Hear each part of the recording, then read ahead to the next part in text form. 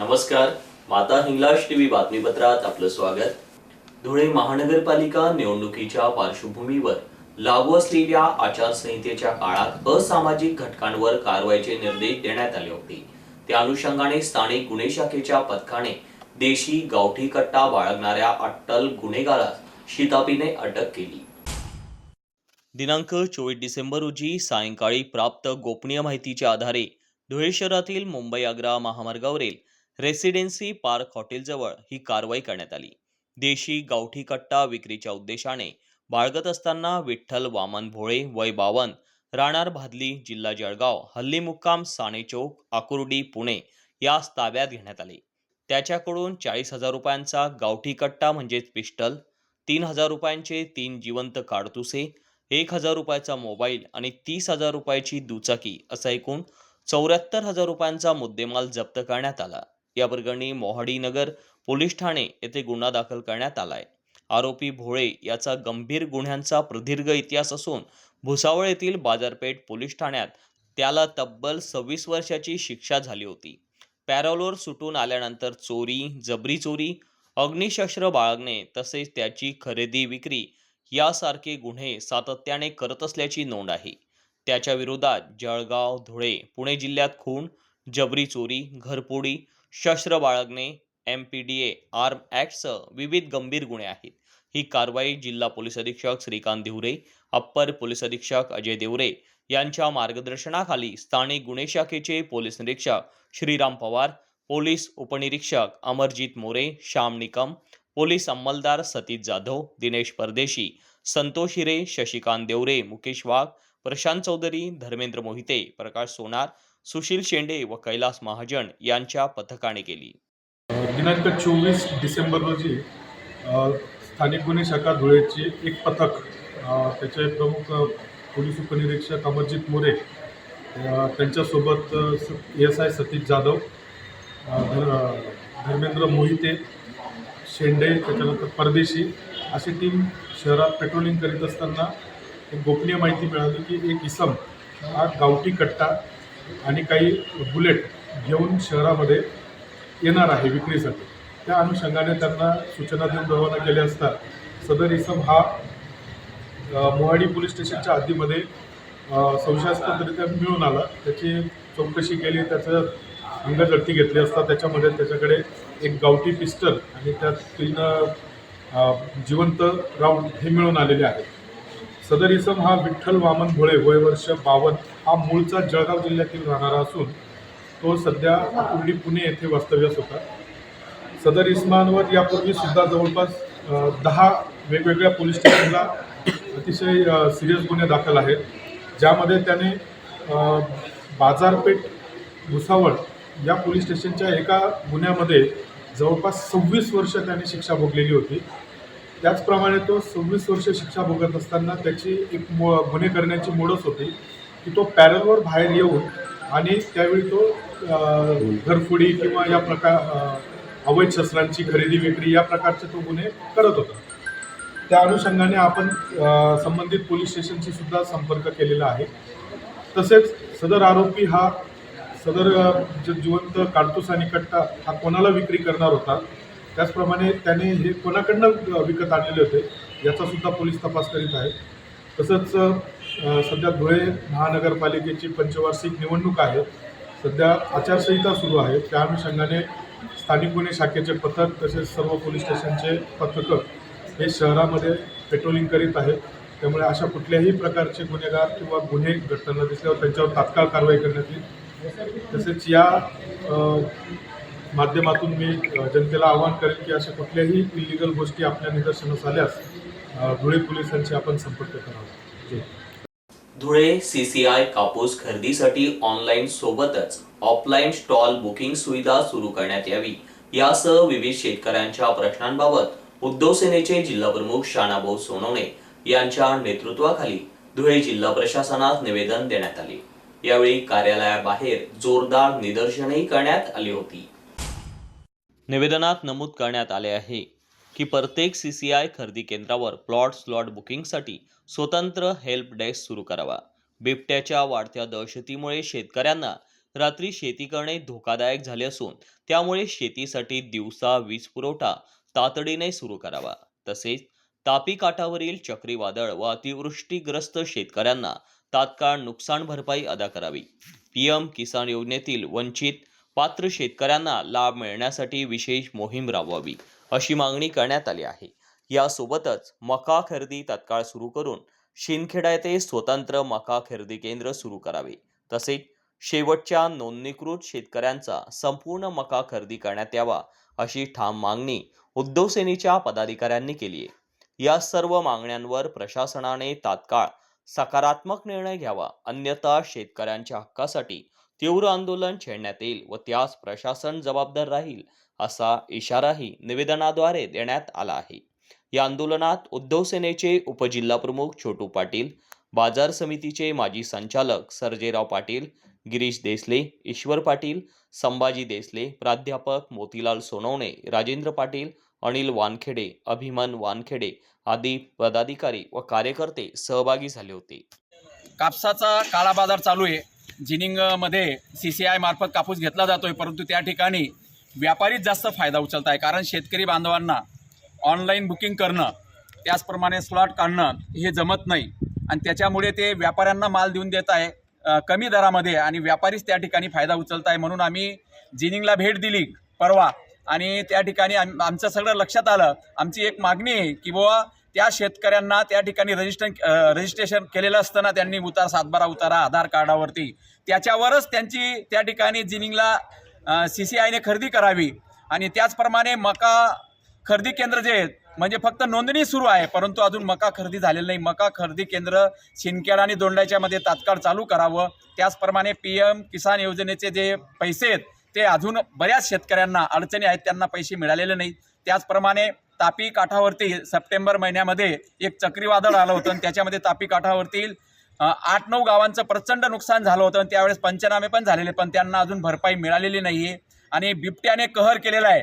त्यामुळे जी शेतकऱ्यांना रात्रीची जी लाईट आहे ती दिवसाची द्यावी, अशा विविध मागण्यांसाठी आम्ही आज माननीय जिल्हाधिकारी महोदय यांना भेटायला आलो, निवेदन देणार आहेत. आज निदर्शने केले, अन्यथा यांनी जर आम्हाला न्याय दिला नाही, शेतकऱ्यांचे प्रश्न सोडवले नाही तर आम्ही उग्र स्वरूपाचे आंदोलन उद्धव बाळासाहेब ठाकरे गटाच्या वतीने करणार आहोत. ओके. धुळे शहरातील पोद्दार स्कूल येथे वसुधैव कुटुंबन एक विश्व एक परिवार हे वार्षिक संमेलन मोठ्या उत्साहात संपन्न झाले. या महोत्सवात विद्यार्थ्यांनी विविध नृत्य, नाटिका, गायन, वादन सादर करून उपस्थितांची मने जिंकली.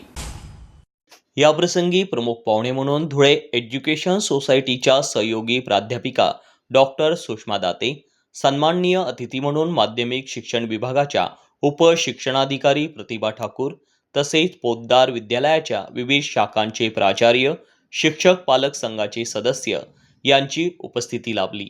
प्रमुख पाहुण्यांच्या हस्ते दीप प्रज्वलन करून कार्यक्रमास सुरुवात झाली. मान्यवरांचे स्वागत विद्यालयाचे प्राचार्य भूषण उपासनी, उपप्राचार्या राखी अग्रवाल यांनी पुष्पगुच्छ देऊन केले. या महोत्सवात एकता पहिली ते एकता 10वीच्या विद्यार्थ्यांनी सांस्कृतिक कार्यक्रमातून विविध कलाविष्कार, नृत्याविष्कार, अभिनय कौशल्य यांचे दर्शन घडवून उपस्थितांना मंत्रमुग्ध केले. या आधुनिक युगात भारतीय संस्कृतीने दिलेला मंत्र हे विश्वची माझे घर हा अनमोल संदेश या महोत्सवातून देण्यात आला. तसेच विविध देशातील संस्कृतीचे दर्शन घडवण्यात आले. हा कार्यक्रम उत्साहात पार पडत प्रेक्षकांची मने जिंकून घेतली. कार्यक्रमाचे प्रभावी सूत्रसंचालन विद्यालयातील विद्यार्थ्यांनी केले.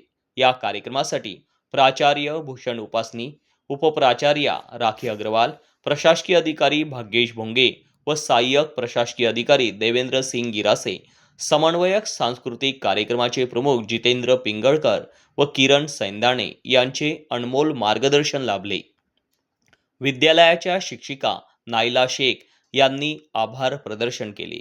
या वार्षिक स्नेह संमेलनाच्या यशस्वीतेसाठी सर्व शिक्षक, शिक्षकेतर कर्मचारी यांनी अथक परिश्रम घेतले. नमस्कार, मैं भूषण उपासनी, प्रधानाचार्य पोद्दार इंटरनेशनल स्कूल। आज हमारे बच्चे 14वां उनका वार्षिक उत्सव मना रहे हैं। ये 14वां जो हमारा वार्षिक उत्सव है, इसका जो थीम है वो है वसुधैव कुटुंबकम, मतलब वन वर्ल्ड वन फैमिली, एक विश्व एक परिवार। इसके द्वारा हमारे बच्चे ये मैसेज देना चाहते हैं कि हम सभी एक हैं, क्योंकि हम सभी मानव हैं और मानवता ही हमारा धर्म होना चाहिए। कुल मिला के हमारे 1100 बच्चे इस पूरे कार्यक्रम में हिस्सा ले रहे हैं जी सर। और इसमें हम अपने बच्चों के क्रिएटिव थिंकिंग और उनकी जो भी प्रेजेंटेशन स्किल है उसको हम बढ़ावा देने के लिए हर साल इसी समय पे बच्चों को हम प्रोत्साहित करते हैं और हमारे बच्चे उसमें भाग लेके उनका कॉन्फिडेंस लेवल, उनकी लीडरशिप स्किल्स और उनकी प्रेजेंटेशन स्किल्स भी काफ़ी हद तक इसमें बढ़ती है। धुळे स्थानिक गुन्हे शाखेने दिनांक 1 जानेवारी 2025 ते दिनांक 23 डिसेंबर 2025 या एका वर्षाच्या कालावधीत 43 गंभीर गुन्हे उघड करून लाखोंचा मुद्देमाल हस्तगत करण्यास यश मिळवले आहे। या प्रकरणी 24 आरोपी यांच्यावर कारवाई झाली आहे। या आरोपी यांच्याकडून 49,88,000 रुपयांचा मुद्देमाल हस्तगत करण्यात आला।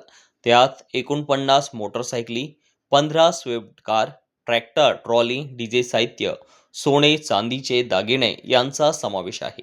घरफोडीचे 12 गुन्हे उघड करून 20,43,025 रुपयांचा ऐवज, जबरी चोरीचे 4 गुन्हे उघड करून 3,22,270 रुपयांचा मुद्देमाल, दरोडा तयारीचा 1 गुन्हा उघड केला, आर्म ॲक्टचे 10 व NDPAचे 7 गुन्हे उघड केले आहेत। मंदिरातील चोरीच्या गुन्ह्यात 5 आरोपी यांना निष्पन्न केले, 3 खुनाचे गुन्हे उघड केले। उच्चभ्रू सोसायटीत सुरू असलेल्या अवैध कुंटणखाण्यावर कारवाई केली, 47 आरोपींच्या मुसक्या आवळल्या। 1 टोळीविरुद्ध मोक्कांतर्गत कारवाई करण्यात आली। 5 टोळीतील 17 इसम हद्दपार करण्यात आले। दिनांक 10 जुलै 2025 रोजी जिल्हा व सत्र न्यायाधीश यांच्या हस्ते विविध उपयोगी हॉल, पोलीस मुख्यालय येथे 42,02,635 रुपये किमतीचा मुद्देमाल वितरण सोहळा संपन्न झाला। जिल्हा पोलीस अधीक्षक श्रीकांत धिवरे यांच्या अध्यक्षतेखाली धुळे जिल्ह्यातील पोलीस स्टेशनमधील 10 गुन्ह्यांमधील गांजा, अफूबोंडे व अफीम मुद्देमाल सर्व कायदेशीर प्रक्रिया पूर्ण करून नाश करण्यात आला। धुळे महानगरपालिका निवडणुकीसाठी राष्ट्रवादी अजित पवार गटानेही जोरदार तयारी सुरू केलेली आहे। आज राष्ट्रवादी अजित पवार गटाच्या संपर्क कार्यालयात इच्छुकांनी मुलाखतीसाठी मोठी गर्दी केली होती।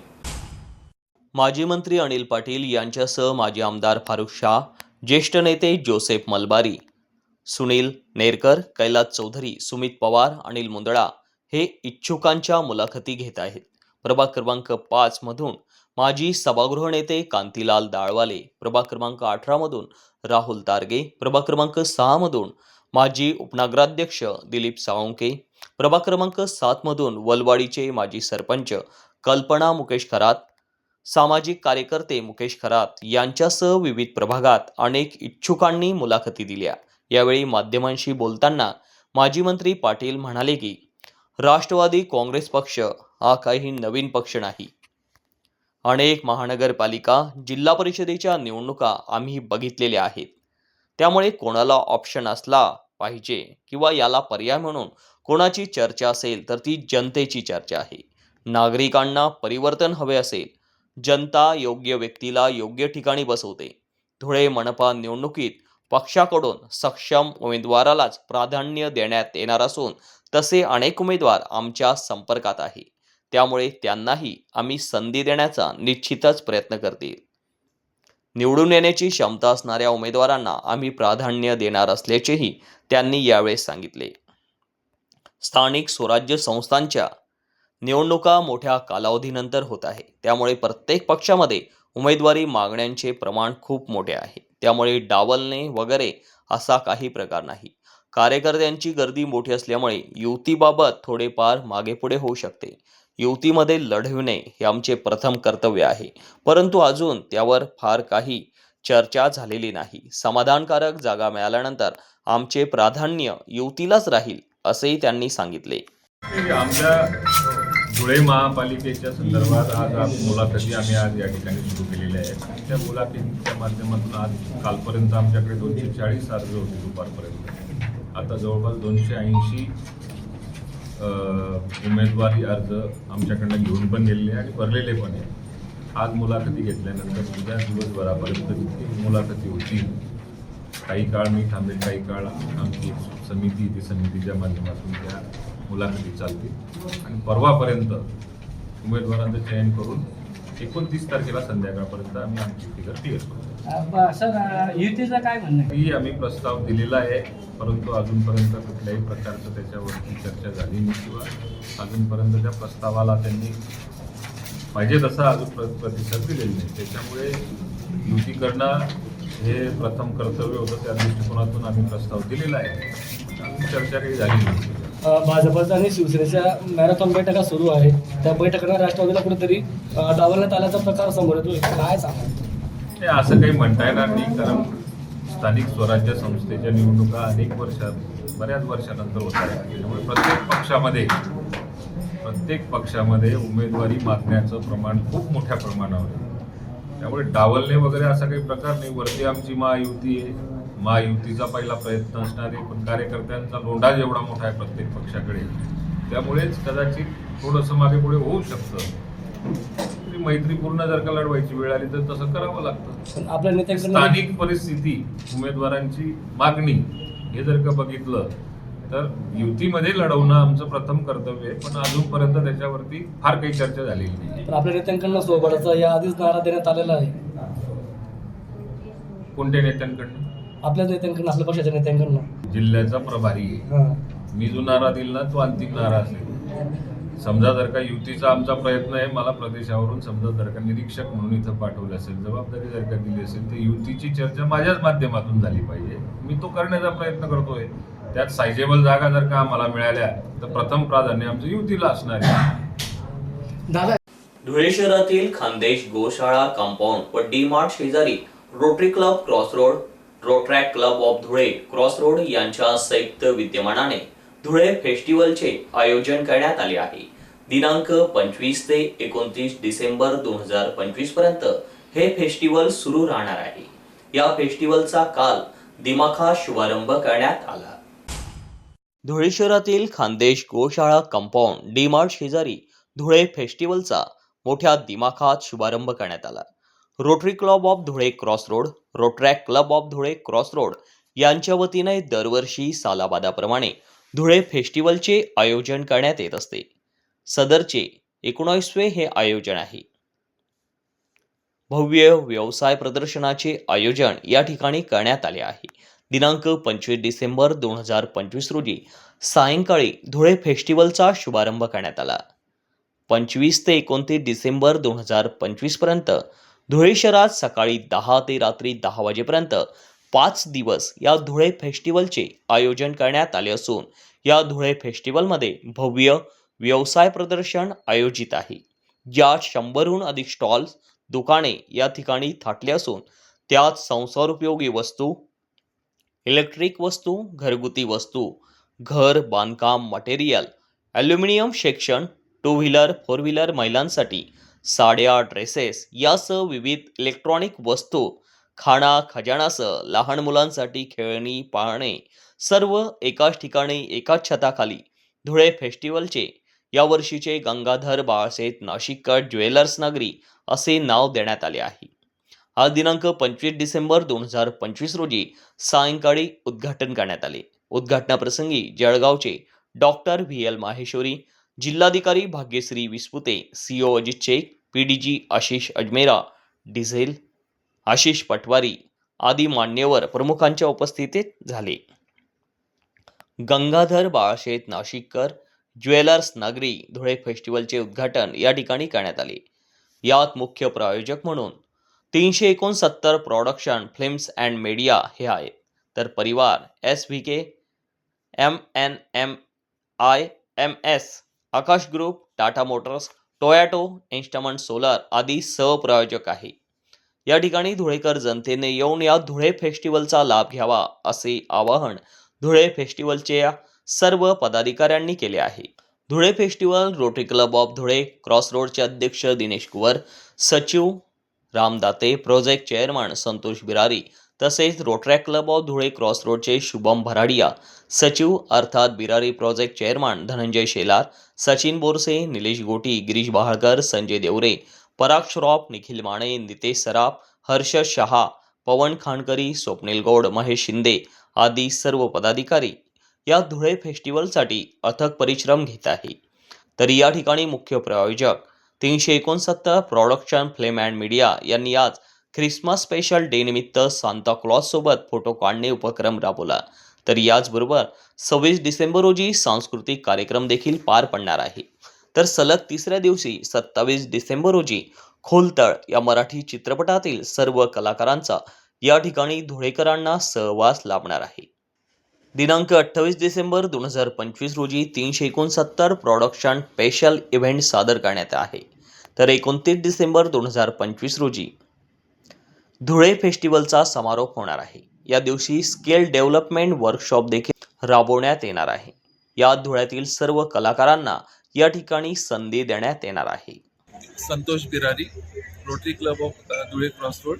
आपण rotary club of Dhule cross road आणि Rotaract club of Dhule cross road तर्फे धुळे फेस्टिवलचं आयोजन केलेलं आहे. 25 ते 29 डिसेंबर सकाळी 10 ते रात्री 10. याच्यामध्ये शॉपिंग, खाना खजाना आणि गेम झोन आहेत. विविध स्पर्धासुद्धा आहेत. याचे प्रायोजक आहेत 369 प्रोडक्शन फिल्म्स अँड मीडिया आणि सहप्रायोजक आहे परिवार, SVKM निम्स, Akash group, Tata motors, Toyota, Eastman solar आणि हे आहे आपलं मेसर्स गंगाधर बाळासाहेब नाशिककर नगरी ज्वेलर्स, खानदेश गोशाळा कंपाऊंड, डी-मार्ट जवळ, मालेगाव रोड, दसरा मैदानच्या मधून आपल्याला टर्न मारायचा आहे. तर मी सगळ्यांना आवाहन करतो की कृपया जास्तीत जास्त संख्येने याचा आस्वाद घ्यावा. धन्यवाद. हा इव्हेंट करतो आहोत.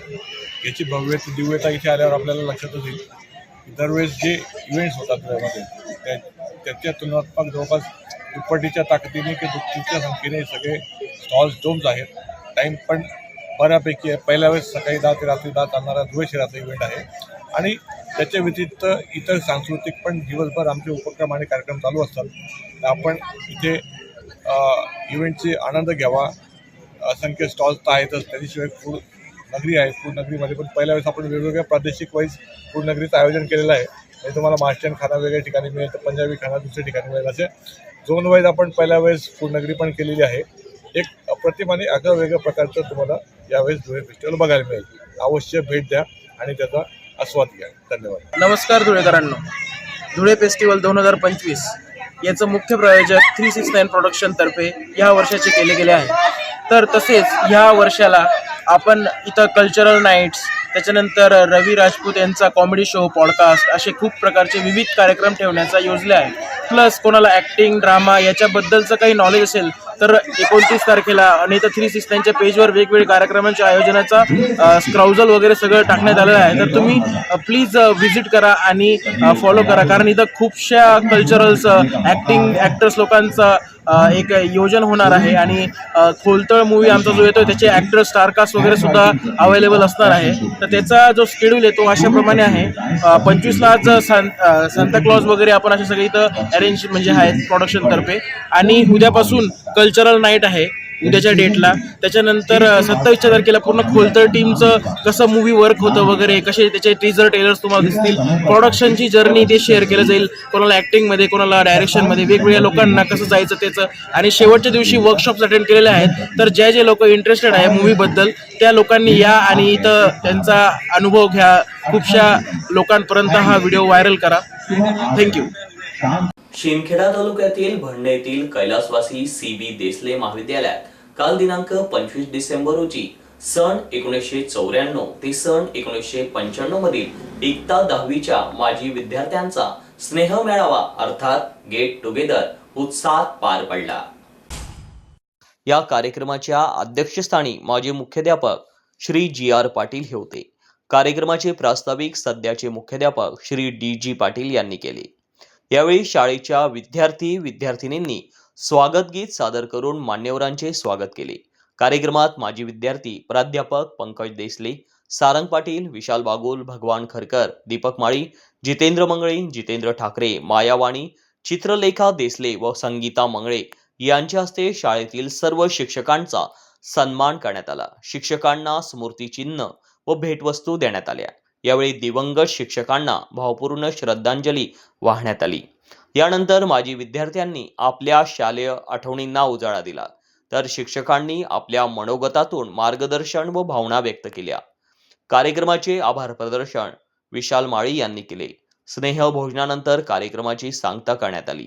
सुनील गवळी सहसंपादक तथा पत्रकार, नाशिक, धुळे, मालेगाव. माता हिंगलाज वृत्तवाहिनी, धुळे. धुळे व नंदुरबार जिल्हा प्राथमिक शिक्षकांची सहकारी पतसंस्था निवडणुकीत रिंगणात असलेल्या विद्यमान 6 संचालकांनी गटनेत्यांच्या कार्यपद्धतीवर बहिष्कार टाकला, अशी माहिती पॅनल प्रमुख रवींद्र बोरसे यांनी प्रसारमाध्यमांशी बोलताना दिली. धुळे शहरातील धुळे व नंदुरबार जिल्हा प्राथमिक शिक्षकांची सहकारी पतसंस्था येथील पतसंस्थेतील गटनेते पाटील यांच्या नेतृत्वावर गदा आले असून ते चुकीचे निर्णय घेत असल्याचे संचालक मंडळांना विश्वास न घेता कार्यपद्धती चालू असल्याचा आरोप करण्यात आलाय. या कार्यपद्धतीला या ठिकाणी 6 संचालकांनी विरोध दर्शवलाय. आज चेअरमन, व्हाईस चेअरमन पदाच्या निवडणूक प्रक्रियेतून बाहेर निघत बहिष्कार टाकण्यात आला आहे, ज्यात पॅनल प्रमुख माजी चेअरमन रवींद्र बोरसे, धुळे शहादा संचालक अनिल शिवाजी सोनवणे, साक्री संचालक सुभाष बोराजी पगारे, नंदुरबार संचालक पुरुषोत्तम वसंत काळे, जळगाव संचालक भाईदास वाल्या पावरा, नंदुरबार संचालिका श्रीमती दीपमाला रामकृष्ण पाटील आदींनी या ठिकाणी बहिष्कार टाकलेला आहे. नमस्कार, मी रवींद्र बोरसे, पॅनल प्रमुख, धुळे व नंदुरबार जिल्हा प्राथमिक शिक्षक पतसंस्था. आज आपल्या या पतसंस्थेची चेअरमन आणि व्हाईस चेअरमन पदाची निवडणूक आज या ठिकाणी संपन्न झाली. माझ्या ज्ञात माहितीनुसार आदरणीय राजेंद्र चौरे आणि आदरणीय छोटूसिंग राजपूत यांची चेअरमन व्हाईस चेअरमन पदाची निवड झाली. मी त्यांना सर्वप्रथम माझ्यातर्फे शुभेच्छा देतो आणि माझी भूमिका सगळ्यांसमोर स्पष्ट करतो. मागील 2023 साली तिसऱ्यांदा लोकहित पॅनलच्या माध्यमातून अनुभवस्थ रवींद्र खैरनार यांच्या माध्यमातून गटनेत्यांच्या माध्यमातून आम्ही निवडणूक लढवली. मी स्वतः माझे सन्मित्र आदरणीय सुभाष पगारे, आदरणीय अनिलजी सोनवणे यांनी दुसऱ्यांदा ही निवडणूक लढवली आणि आमच्या सोबत आदरणीय पुरुषोत्तमजी काळे सर, त्यांच्यासोबत भाईदासजी पावरा आणि आदरणीय दीपमालाताई पाटील बागुल हे या ठिकाणी आमच्यासोबत निवडून आलेले होते. आज रोजी या चेअरमन निवडीच्या प्रसंगी आम्ही 6 लोकांनी त्या निवडीवरतीच बहिष्कार टाकलेला होता आणि म्हणून आमची भूमिका या ठिकाणी विशद करणं अत्यंत गरजेचं आम्हाला वाटतं. नानभाऊंच्या नेतृत्वामध्ये आम्ही निवडून आलेलो असताना दुसऱ्यांदा काही लोक पहिल्यांदा, परंतु त्यांच्यावरती विविध प्रकारचे आरोप करण्यात आले. ते हुकुमशाहीसारखे वागतात, एकाधिकारशाहीसारखे वागतात, इतरांना सगळ्यांना ते विश्वासात घेत नाही.